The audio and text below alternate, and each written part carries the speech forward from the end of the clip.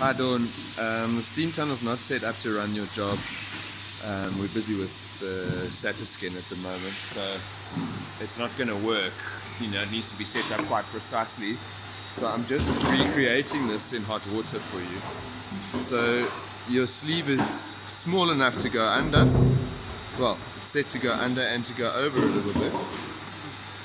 The shape of the taper is quite extreme, so it's a challenging one, and the tunnel needs to be set up just right. Essentially, we're looking for a consistent heat application all around. So I'm using boiling water just to simulate that for you. So the sleeve is sitting dead even, yeah, on either side. So there. If I dip this in,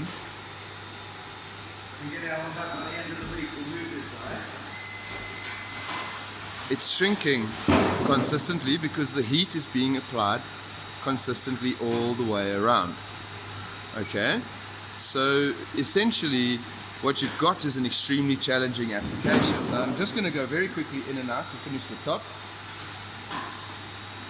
and there's your perfect shrink.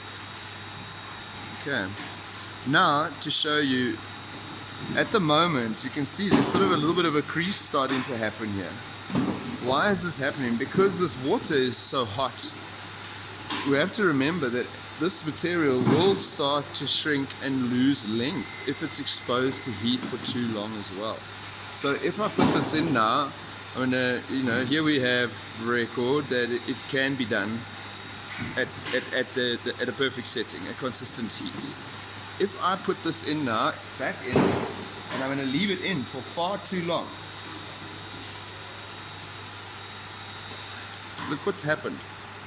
This has lost height. This has come all the way down here. This has started to come pulled underneath. Look at how bad the creases are starting to get, because this is starting to concertina on your bottle. And these are all of the different effects. See here, all of a sudden we've got things pulling skew.